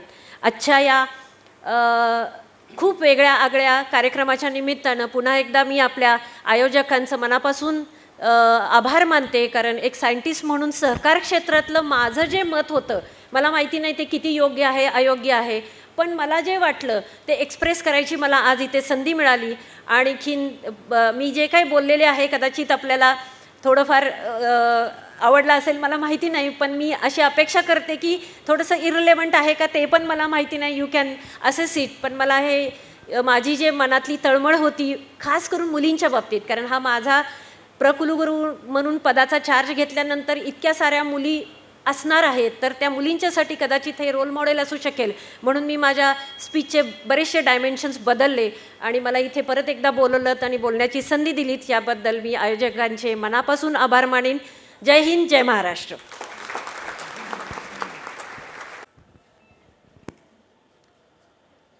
शिक्षण मंडळ कराड, महिला महाविद्यालय, शिवाजी विद्यापीठ कोल्हापूर आणि भारतीय शिक्षण संस्था पुणे यांनी आयोजित केलेल्या या युवा आणि सहकार चर्चासत्रासाठी जनकल्याण नागरी सहकारी पतसंस्थेनं सहआयोजन स्वीकारलं. त्याचा आम्हाला यानिमित्त फार आनंद होतो आहे की हे चर्चासत्र ज्या पद्धतीनं पुढं चाललं आहे ते निश्चितपणे यशस्वी होईल. जनकल्याण पतसंस्थेची आपल्याला थोडक्यात माहिती मी सांगतो. 30 वर्ष पूर्ण झालेली ही संस्था आहे. संस्थेची वाटचाल मिश्र व्यवसाय 1000 कोटीकडं नजीकच्या भविष्यात होईल. संस्थेचं कार्यक्षेत्र सध्या महाराष्ट्र आहे. आपण मल्टी स्टेटकडे वाटचाल करतो आहे आणि महाराष्ट्र आणि गोवा या 2 राज्यामध्ये आपण काम करणार आहोत. सुरुवातीला सर्वसमावेशक अर्थकारणातून समाजहित साधणारी आपली संस्था गेली 30 वर्षे सेवा देत आहे. संस्थेचं वसूल भाग भांडवल 18 कोटी 45 लाख आहे. संस्थेचा एकूण निधी 76 कोटी 1 लाख आहे. ठेवी 595 कोटी 49 लाख आहेत. कर्जे 363 कोटी 53 लाख आहेत. या व्यतिरिक्त संस्थेचा CD रेशो 60.39. संस्थेच्या गुंतवणूक 317 कोटी 63 लाख. ढोबळ NPA 7.94%. निव्वळ NPA 1.85% आणि भांडवल पर्याप्तता की जो रिझर्व्ह बँकेच्या नियमाप्रमाणे 9% लागतो तो जनकल्याण पतसंस्थेचा 19.10% आहे. जनकल्याण पतसंस्था केवळ अर्थक्षेत्रात काम करत नाही तर सामाजिक बांधिलकी देखील सांभाळतं. सामाजिक, शैक्षणिक, सांस्कृतिक आणि समाजोपयोगी कार्याला आत्तापर्यंत आपण 2.5 कोटी रकमेची मदत केलेली आहे. दुष्काळ, महापूर, कोविड अशा आपत्तीच्या काळात पंतप्रधान सहाय्य निधी, कारगिल निधी, ओरिसा वादळग्रस्त निधी, गुजरात भूकंपग्रस्त निधी, राष्ट्रीय स्वयंसेवक संघ जनकल्याण समिती, मुख्यमंत्री सहाय्यता निधी यांना ही रक्कम दिलेली आहे. जनकल्याण याबरोबरच प्रतिवर्षी एक गौरव पुरस्कार देतो. आपलं जे कार्यक्षेत्र आहे पुणे, सातारा, सांगली आणि कोल्हापूर या 4 जिल्ह्यातल्या 4 संस्थांना आत्तापर्यंत आपण रुपये 1 लाख आणि मानपत्र अशा पद्धतीचा जनकल्याण गौरव पुरस्कार प्रतिवर्षी दिलेला आहे. पहिला पुरस्कार सिद्धगिरी महासंस्थान कण्हेरी मठ, दुसरा पुरस्कार एहसास मतिमंद मुलांचं बालगृह सातारा, तिसरा पुरस्कार भगिनी निवेदिता प्रतिष्ठान सांगली आणि चौथा प्रोत्साहन पुरस्कार जनकल्याण सेवा डॉक्टर अभिजित व डॉक्टर मनीषा सोनावणे पुणे की जे बेगर्स डॉक्टर म्हणून प्रसिद्ध आहेत त्यांना आपण हा पुरस्कार दिला आहे. याबरोबरच एक प्रोत्साहनपर पुरस्कार ॲडव्होकेट सौ राणी चौरे शिरूरच्या आहेत त्यांना देखील दिलेला आहे. याबरोबरच संस्था स्वतः देखील या पद्धतीचं काम करतं. सामाजिक बांधिलकी म्हणून संस्थेनं जनकल्याण प्रतिष्ठानची स्थापना केली आहे. त्या माध्यमातून जनकल्याणची CBSE आणि मराठी अशी शाळा आहे, 10वीपर्यंत चालते आणि एकंदर 1500 विद्यार्थी याचा लाभ घेतात. त्याचबरोबर क्षुधा शांती केंद्र, लोकांना 25 वर्ष झालेलं आहे या केंद्राला. सुरुवातीला आपण 3 रुपयात अल्पोपहार आणि 5 रुपयात जेवण देत होतो. आता 20 रुपयात अल्पोपहार आणि 25 रुपयात जेवण देतो. तर हे काम आपलं अव्याहत सुरू आहे. जनकल्याणला जसं आपण पुरस्कार दिले तसे जनकल्याणला देखील काही पुरस्कार मिळालेले आहेत. नजीकचे पुरस्कार सांगतो मी. महाराष्ट्र राज्य पतसंस्था फेडरेशनचा दीपस्तंभ पुरस्कार आणि जनकल्याण multi-state cooperative credit society Solapur यांचे मार्फत दिला जाणारा जनकल्याणचा राज्यस्तरीय गौरव पुरस्कार 2026 असे 2 पुरस्कार यावर्षी आपल्याला मिळालेले आहेत.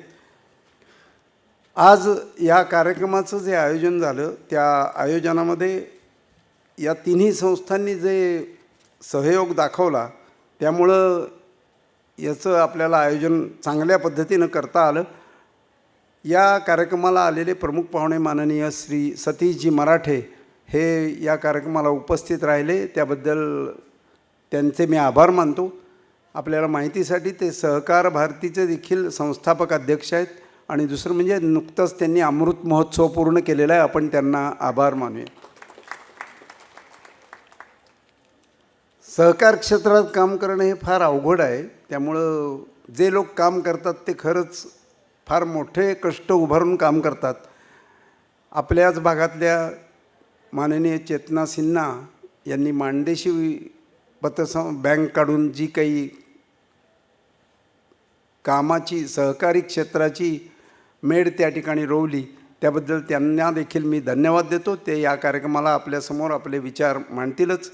त्यांच्या अनुभवातून अनेक लोकांना प्रेरणा मिळेल. जसं हे आहे त्याच पद्धतीनं महाराष्ट्राच्या शिवाजी विद्यापीठाच्या कुलगुरू पहिल्या कुलगुरू सौ ज्योती जाधव या देखील या ठिकाणी उपस्थित राहिला. त्यांनी आत्ता आपल्या मार्गदर्शनात सहकार आणि शास्त्र याचं देखील सांगड कशी घालावी याचं आपल्यापुढं चांगलं विवेचन केलं, त्याबद्दल त्यांचे देखील मी आभार मानतो. हे जसे लोक आलेले आहेत त्याच पद्धतीने अनेक मान्यवर आलेले आहेत. प्राचार्य उदयकुमार शिंदे, चेअरमन भारतीय शिक्षण संस्था. ही कल्पना ज्यांनी सुचवली ते माननीय श्री जनार्दन शिंदे, सेवानिवृत्त सहाय्यक निबंधक सहकारी संस्था सातारा. MS देशमुख, अधिष्ठाता मानसशास्त्र विद्याशाखा शिवाजी विद्यापीठ कोल्हापूर. सातारचे सिनेट सदस्य श्री अमितजी कुलकर्णी, शिवाजी विद्यापीठ कोल्हापूर. श्री मोहन नाणेकर, संचालक JP नाईक केंद्र, भारतीय शिक्षण संस्था पुणे. श्री मदन दळवी, प्रशासन अधिकारी, भारतीय शिक्षण संस्था पुणे. श्री केदार मारुलकर, वाणिज्य व व्यवस्थापन विभाग, शिवाजी विद्यापीठ कोल्हापूर. कराडचेच डॉक्टर गिरीश पठाडे, विभाग प्रमुख व अधिष्ठाता विज्ञान व तंत्रज्ञान विभाग, कृष्णा इन्स्टिट्यूट कराड. डॉक्टर संतोष साबळे, भारतीय शिक्षण संस्था पुणे. रिझर्व्ह बँकेचे पूर्वी काम केलेले आणि तज्ज्ञ या विषयातले श्री अविनाशजी जोशी. शिक्षण मंडळाचे सहसचिव श्री राजेंद्र लाटकर. जनकल्याण पतसंस्थेचे सर्व संचालक आणि शिक्षण मंडळाचे सर्व कौन्सिल सदस्य. आणि या चर्चासत्रास ज्या विद्यार्थ्यांनी अभूतपूर्व प्रतिसाद दिला आणि आपले प्रबंध पाठवले त्या सर्व विद्यार्थ्यांचे मी आभार मानतो. त्यांनी 130 प्रबंध पाठवून या चर्चासत्राला जे प्रोत्साहन दिलं आहे त्यामुळं त्या सर्वांचे आभार मानणं हे माझं कर्तव्य आहे. हे चर्चासत्र युवकांना प्रेरणादायी ठरेल अशी खात्री वाटते. सहकार क्षेत्र नवीन नवीन क्षितिजे आहेत ती पादाक्रांत करण्यासाठी युवकांनी पुढं यावं यासाठी हे चर्चासत्र निश्चित प्रेरणादायी ठरेल. मी अशा शुभेच्छा देतो आणि आपल्याला माझं आभार थांबवतो.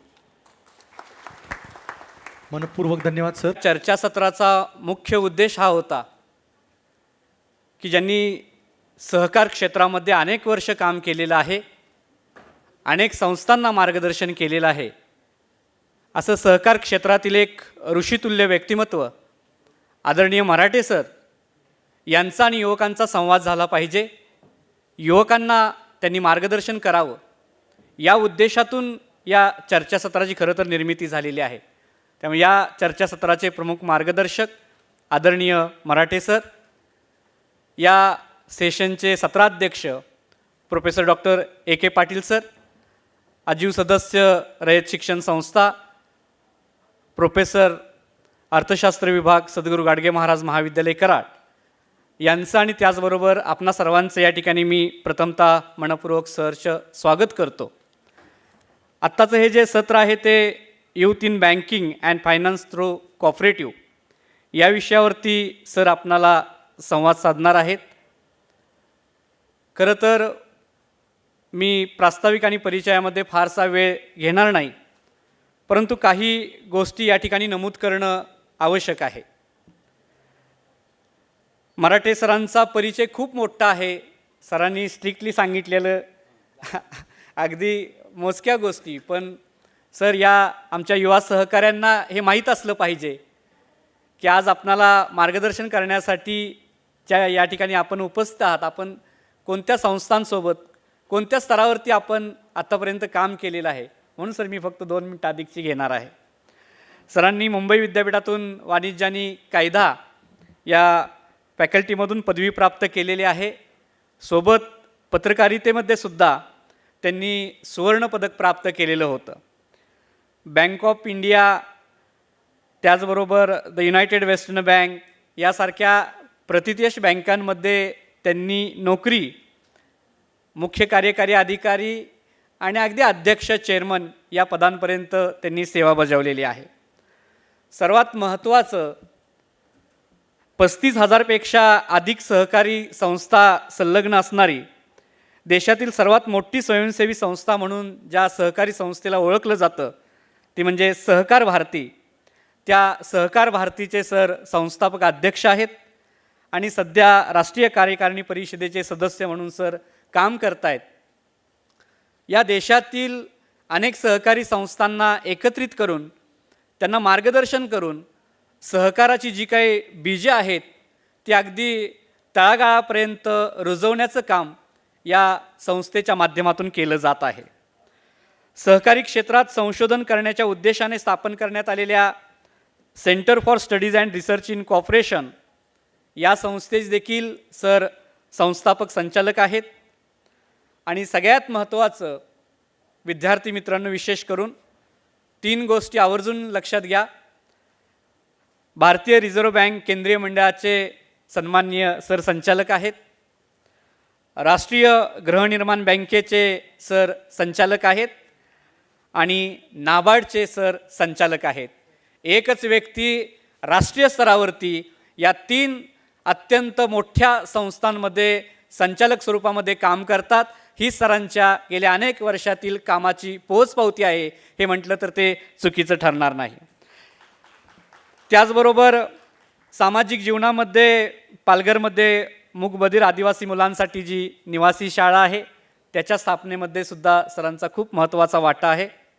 भारत सरकारच्या वतीने ज्या अनेक समित्या नियुक्त केल्या जातात आर्थिक क्षेत्रामध्ये, त्या अनेक समित्यांवरती तज्ज्ञ सदस्य म्हणून सरांची नेमणूक आहे, सध्या कार्यरत आहेत.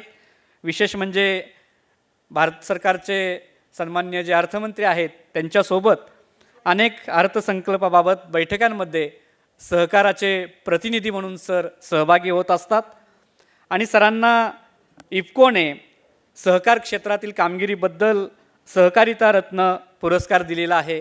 कदाचित माझी माहिती चुकेल, परंतु महाराष्ट्रातील पुरस्कार मिळवणारे सर एकमेव महाराष्ट्रीयन आहेत. एकदा जोरदार टाळ्या वाजवून आपण सरांचं अभिनंदन करूया. मगाशी गोडबोले सर बोलले तसे सर, खरंच आपण आत्ताच अमृत महोत्सवी वर्ष, आपणाला आमच्या सगळ्यांच्या वतीनं वाढदिवसाच्या मनपूर्वक शुभेच्छा. सहकार क्षेत्रातील एक ऋषितुल्य व्यक्तिमत्व आज या ठिकाणी उपस्थित आहेत, जे आपणाला मार्गदर्शन करणार आहेत. मी माझ्या कुवतीप्रमाणे सरांचा जितका शक्य आहे तितका कमी वेळेमध्ये परिचय करून देण्याचा प्रयत्न केला. त्यानंतर आजचे जे सत्राध्यक्ष आहेत सर, आम्ही थोडासा ज्येष्ठ आणि युवा पिढीचा संगम साधण्याचा प्रयत्न करतो आहे. अलीकडचं शिवाजी विद्यापीठ आणि अर्थशास्त्र यातील सरांचं काम अत्यंत उल्लेखनीय आहे. रयत शिक्षण संस्थेचे आजीव सेवक म्हणून सरांची निवड झालेली आहे. त्याचबरोबर आमच्याच कराड शहरामध्ये असणाऱ्या सद्गुरू गाडगे महाराज स्वायत्त महाविद्यालय या ठिकाणी ते कार्यरत आहेत. त्यांचे अनेक रिसर्च पेपर पब्लिश झालेले आहेत. शिवाजी विद्यापीठाच्या आणि महाविद्यालयाच्या विविध विकास समितींवरती सर सदस्य म्हणून काम करत आहेत. सर, आपलं देखील या ठिकाणी मी मनपूर्वक स्वागत करतो. आपणा सगळ्यांचं पुनश्च एकदा या ठिकाणी मी स्वागत करतो आणि या ठिकाणी थांबतो. धन्यवाद. धन्यवाद. मध्ये मांडीन साधारणतः, कारण त्याचं पर्स्पेक्टिव्ह एकमेकाशी जोडलं गेलेलं आहे. पहिला भाग जो आहे तो भारताच्या आताच्या आर्थिक स्थितीबद्दल बोलणार आहे. दुसरा जो भाग आहे त्याच्यातला तो आत्ताची जी भारताची फायनान्शियल इकोसिस्टीम आहे, बँकिंग सिस्टीम आहे, त्याच्याबद्दल थोडक्यात मांडेन. आणि मग तिसरा सहकाराबद्दल बोलेन. हे तिन्ही एकमेकांशी फार जवळनं जोडले गेलेले विषय आहेत आणि त्याच्यामुळे या पद्धतीने विषय मांडावा असा मी विचार केला. आपण सगळेजण नेहमी पेपरमध्ये वाचतो, त्याच्यामुळे त्याच्यात खूप जणांना ते माहीत असेल. पण गेली 3 वर्ष ते 4 वर्ष जगातली मोठ्या आर्थिक लार्ज इकॉनॉमीजमधली फास्टेस्ट ग्रोईंग इकॉनॉमी म्हणून भारताने स्थान मिळवलेलं आहे. म्हणजे कोविड आला, मधल्या काळात थोडंसं आपण आठवत असेल रेड सी, सुएज कनालमध्ये प्रॉब्लेम्स आले, युक्रेन रशिया लढाई चालूच आहे गेली 3 वर्षाच्याहून अधिक काळ. आणि आत्ता आपण बघितलं तर मिडल ईस्टमध्ये गेली, खरं सांगायचं म्हणजे वर्षभर जवळजवळ फक्त रशिया हे US आणि इंग्लंड ही लढाई नाही, तर गेली 1.5-2 वर्ष सतत संघर्ष मिडल ईस्टमध्ये चालू आहे. खूप मोठ्या प्रमाणावरती त्याचा इम्पॅक्ट जगातल्या सगळ्या देशांवरती होतो आहे. तो केवळ भारतावरती होतो आहे असं नाही. सप्लाय चेन डिस्ट्रप्शन्स मोठं आहे. खूप मोठ्या प्रमाणात मिडल ईस्टवरती एनर्जीकरता अवलंबून सबंध जग आहे आणि त्या सगळ्याचा परिणाम म्हणून त्याच्यात डिस्ट्रप्शन्स आहेत. क्रूड ऑइलच्या किमती सतत वाढत गेल्या. जगातल्या अनेक देशांमध्ये त्याच्यामुळे महागाई खूप वाढली.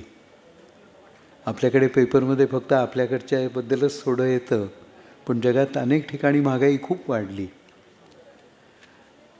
रुपीचं डेप्रिसिएशन आपण वाचतो की बुवा तो 95ला झाला, 3 पैशांनी कमी झाला, 4 पैशांनी वाढला.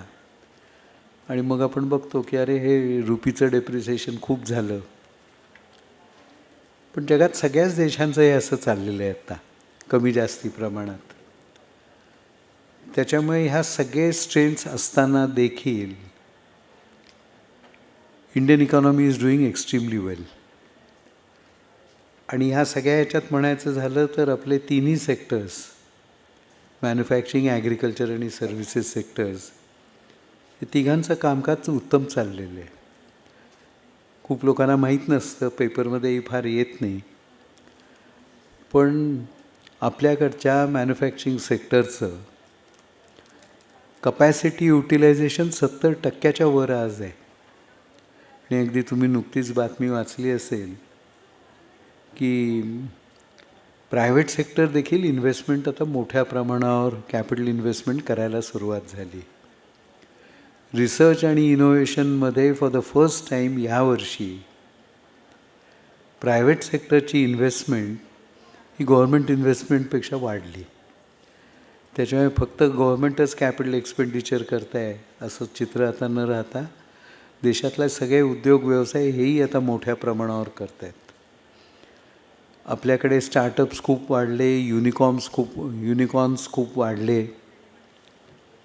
स्टॉक एक्सचेंजवरती NSE आणि BSEवरती दोन्हीकडे गेली 2 वर्ष सातत्याने 2.25 लाख कोटी ते 2 लाख कोटी रुपयापर्यंत कॅपिटल मोबिलायझेशन झालं. कोणी केलं नसतं जर का उद्योग व्यवसाय चालू नसते तर. आणखी काही गोष्टी ह्याच्यातनं घडल्या.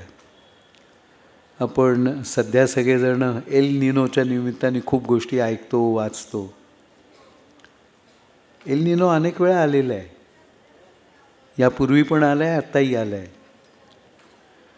आणि दुसरं सांगायचं झालं तर भारतात आपल्याकडे जवळजवळ 700-750 जिल्हे आहेत. ती संख्या कमी जास्ती होत राहते.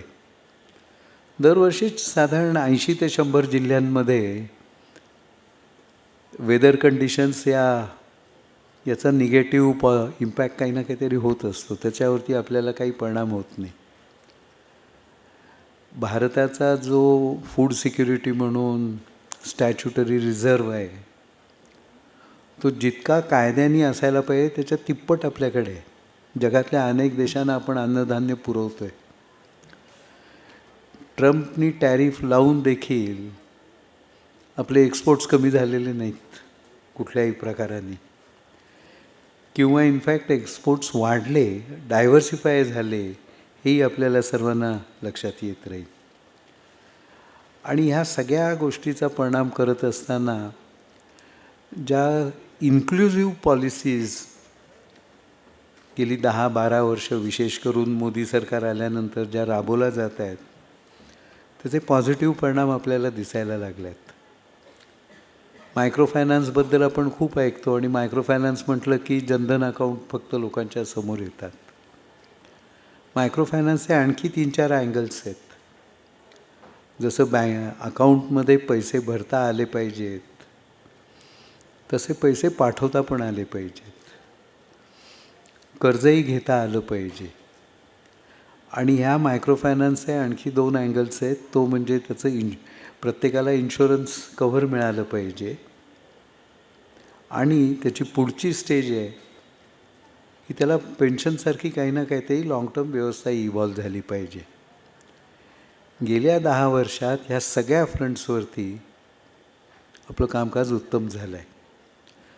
आणि या सगळ्या गोष्टीचाच परिणाम म्हणून जनधनचं आपण नेहमी ऐकतो 55 कोटीच्याहून अधिक अकाउंट्स नवीन ओपन झाले. पण पेन्शन फंडाला व्हॉलंटरी रूप अटल पेन्शन योजनेखालती लोकांनी कॉन्ट्रीब्यूट करणं, ही बघता बघता जवळजवळ 8 ते 10 कोटी लोक जॉईन झाले त्या स्कीमला. ही फार मोठी अचिव्हमेंट आहे. आणि ATM कार्ड त्यांनी घेतलं आहे, त्याला ॲक्सिडेंट कवर तर लगेच ऑटोमॅटिक आता मिळायला लागलं अनेक गोष्टीच्या याच्यातनं. अशा अनेक गोष्टी झाल्या. आणि या सगळ्याचा परिणाम भारतीय समाजावरती होतो आहे. आपण 6 महिन्यापूर्वी आलेली बातमी वाचली असेल की 25 कोटी भारतातली गरीब जनता ही पॉवर्टी लाईनच्या वर आली. आणखी एक बातमी आत्ता 1 महिन्यापूर्वी आली, ही आपण सर्वांनी वाचली असेल कदाचित, की गेल्या 3 ते 4 वर्षामध्ये 5 कोटीहून अधिक लोकसंख्या ही सेल्फ एम्प्लॉयमेंट, स्वयंरोजगार आणि स्वतःचा व्यवसाय करून शहरी आणि ग्रामीण भागात, विशेष करून ग्रामीण भागात उभी राहिली. हाही डाटा आपल्यासमोर आलेला आहे. आता ही संख्या जर का आपण ॲड केली तर आपली 140-145 कोटी जी काही लोकसंख्या असेल त्यातली 40 कोटी नवीन ॲस्पिरेशनल सोसायटी आपल्याकडे उभी राहिलेली आहे. ह्या सगळ्याचाच एक भाग म्हणून आपण बघितलं पाहिजे. पेपरमध्ये आपण वाचतो पण ते तसं तितकं इंटरप्रेट करत नाही कधी कधी. गेली काही वर्ष, 2-3 वर्ष विशेष करून बँकिंग सेक्टरचा कर्जाचा ग्रोथ रेट हा अधिक आहे आणि डिपॉझिटचा ग्रोथ रेट हा कमी आहे. आणि म्हणून मग थोडीशी चर्चा उलटसुलट झाली की आपला सेव्हिंग्ज रेट कमी झाला का. It's not true. Overall savings आपलं इंटॅक्ट आहे, वाढलेलं आहे. पण त्याचं कॉम्पोजिशन बदललं. एकेकाळी भारतामध्ये जर का एखाद्याला सेव्हिंग करायचं असलं तर शॉर्ट टर्म करायचं असलं तर बँकेत जायचं, 3 वर्षाकरता फिक्स डिपॉझिट, काही जणं 5 वर्षाकरता डिपॉझिट ठेवत असत. आणि लाँग टर्म म्हणजे LICची पॉलिसी घ्यायची. आज भारतामध्ये मल्टी चॅनल इन्व्हेस्टमेंटला अपॉर्च्युनिटीज आहेत. आणि त्याच्यामुळे जे फक्त बँकांमध्ये डिपॉझिट यायचं ते आता बँकांमध्ये येत नाही. ते म्युच्युअल फंडात जातं, स्टॉक मार्केटमध्ये जातं, आपल्याला परदेशात इन्व्हेस्ट करता येतं, इन्शुरन्स प्रॉडक्ट्स आहेत, कमॉडिटीज आहेत, कॉर्पोरेट बॉन्ड्स आहेत. ही लिस्ट मोठी आहे फार, ही सगळी सांगत बसत नाही. पण त्याच्यामुळे हे डायव्हर्शन हे झालेलं आहे. आणि ते का झालं याच्याबद्दलही फार लोक फार ॲनालिसिस किंवा त्याच्याबद्दल बोलत नाहीत. तो फरक पडला आहे. आजचा डिपॉझिटर हा फक्त आता डिपॉझिटर राहिलेला नाही, तो सुजाण इन्व्हेस्टर झालेला आहे. इन्व्हेस्टर म्हणजे लगेच स्टॉक मार्केटमध्ये जाऊन तो इन्व्हेस्ट नाही करत, पण तो बघतो की मला रिटर्न कुठे जास्ती मिळणार आहे, माझ्या इन्व्हेस्टमेंटचं ॲप्रिसिएशन कुठे होणार आहे, मला कुठल्या प्रकारचं त्याच्यातनं ॲडिशनल कोलॅटरल बेनिफिट्स मिळणार आहेत. आणि हे सगळं होत असताना मग दिसतं की डिपॉझिट थोडं कमी वाढतं आहे आणि कर्ज जास्ती वाढत आहेत. पण कर्ज का वाढत आहेत? तुम्ही जर का ॲनालिसिस बारकाईने केलं तर लक्षात येईल. कॉर्पोरेट्सचं बॉरोईंग विसविस रिटेल बॉरोईंग बघितलं तर आपल्याकडचं रिटेल बॉरोईंग वाढलं आहे. आत्ता ह्या गेल्या 2-3 महिन्यात कॉर्पोरेट्सनी थोडी परत एकदा बँकांकडे कर्जाकरता जायला लागले आहेत. कारण interest rate corporate bonds mobilise करण्याकरता वाढायला लागले आहेत आणि म्हणून ते बँकांकडे जात आहेत. ते तात्पुरतंच आहे असं मी मानतो. आज ना उद्या ती परिस्थिती बदलेल. पण आपला ग्रोथ फॅक्टर काय आहे? मग कर्ज कुठली वाढत आहेत आणि काय वाढत आहेत? आपल्याकडे अनेक गोष्टी ज्या आपण गेली काही वर्ष करतो आहे त्याच्यातलं digital infrastructure, public digital infrastructure जे म्हणतो ते खूप मोठ्या प्रमाणावर आपण उभं केलं. आज इंटरनेट